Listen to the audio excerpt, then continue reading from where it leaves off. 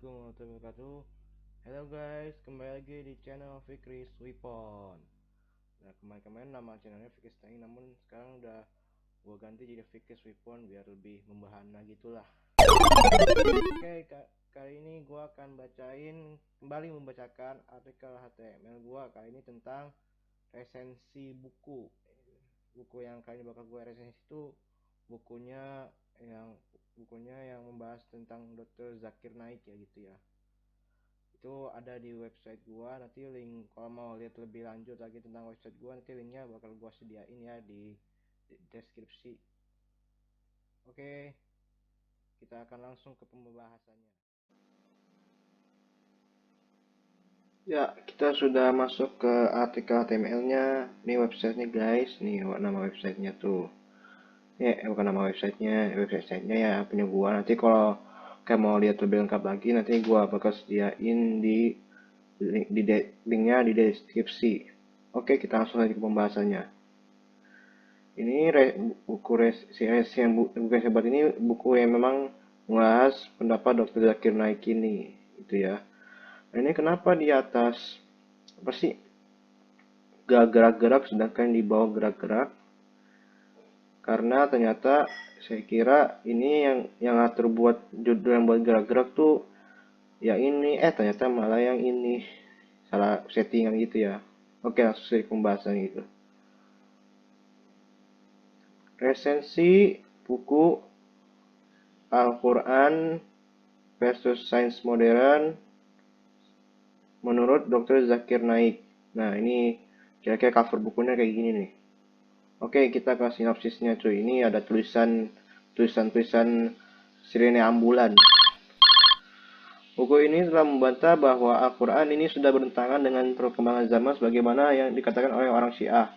Padahal Allah berfirman dalam surat Al-Kahfi ayat pertama bahwa Allah yang menurunkan Al-Quran ini, dan perlu dicamkan dalam ayat ini bahwa Allah tidak menjadikan Al-Quran bengkok. Yang berarti seluruh keterangan dalam Al-Quran ini adalah kenyataan yang harus diterima semua makhluknya, karena akal manusia tidak pernah bisa mengalahkan kebenaran Al-Quran.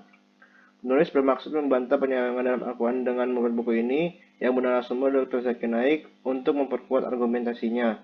Sebagaimana yang telah kita ketahui bersama, Dr. Zakir Naik merupakan seorang dokter yang bisa membantah penyelewengan kitab agama lain dengan dalil-dalil dari Al-Quran.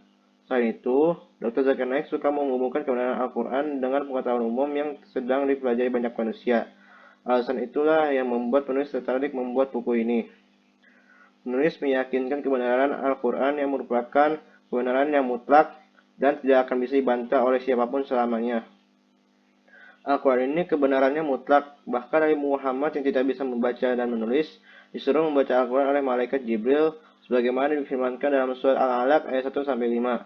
Selain disuruh membaca, Nabi Muhammad mengamalkan Al-Quran dengan benar walaupun banyak orang yang menghujatnya sebagaimana yang difirmankan dalam surat Al-Imran ayat 200 untuk bersabar menghadapi hujatan tersebut demi menegakkan kebenaran Al-Quran. Sebenarnya banyak sekali kaitan kebenaran Al-Quran dengan pengetahuan umum yang dipelajari di bangku sekolah. Di bangku sekolah, kita belajar pengetahuan umum, pengetahuan sosial, hingga kesastraan yang semua dasar pengetahuan tersebut ada dalam Al-Quran. Namun, di buku ini cuma mengulas kaitan Al-Quran dengan pengetahuan alam.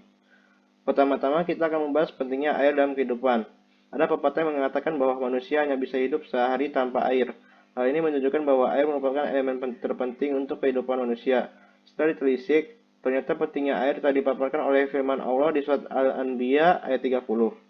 Ayat ini memberitahukan bahwa alam semesta ini semuanya dibuat dari air, sehingga tidak salah jika menyebutkan bahwa air merupakan elemen terpenting yang dibutuhkan manusia. Selain itu, bumi dan langit yang awalnya menyatu kemudian terpisah karena elemen air yang menyusun alam semesta ini bereaksi dengan elemen lain sehingga terbentuklah langit bumi. Karena reaksi perubahan air itu sendiri sebagaimana dijelaskan dalam kimia bahwa air merupakan zat yang mudah bereaksi. Selanjutnya, Al-Quran juga menjelaskan tahap-tahap penciptaan manusia. Dalam surat As-Sajdah dijelaskan bahwa hanya ada satu dari sekian banyak sperma. Hal ini menjelaskan bahwa tahap pembuahan sperma dan ovum menandakan bahwa manusia diciptakan oleh dua jenis sel kelamin yang berbeda, sebagaimana dipaparkan dalam surat Al-Hujurat ayat 13. Setelah terjadi pembuahan, terbentuklah zigot sebagaimana diterangkan dalam surat Al-Alaq ayat 2 serta dijelaskan dalam biologi. Lalu penilaian saya untuk buku ini adalah ya lumayan bagus sih buat dibaca ya, karena menjelaskan kaitan Al-Quran dengan pengetahuan alam gitu. Kemudian penulis juga menguatkan argumentasinya tersebut berdasarkan pendapat Dr. Zakir Naik. Namun penulis kurang memperhatikan penulisan ejaan huruf yang benar. Dalam bahasa Indonesia jelaskan bahwa apabila terdapat nama surat, orang, hewan, dan benda harus diawali dengan huruf kapital. Di sini saya memperhatikan bahwa penulis menulis huruf awal nama surat dengan huruf kecil. Yang hal ini tidak sesuai dengan kaidah kebahasaan Indonesia. Oke, itu saja kali ini dari gua. Kurang lebihnya mohon maaf. Wassalamualaikum warahmatullahi wabarakatuh.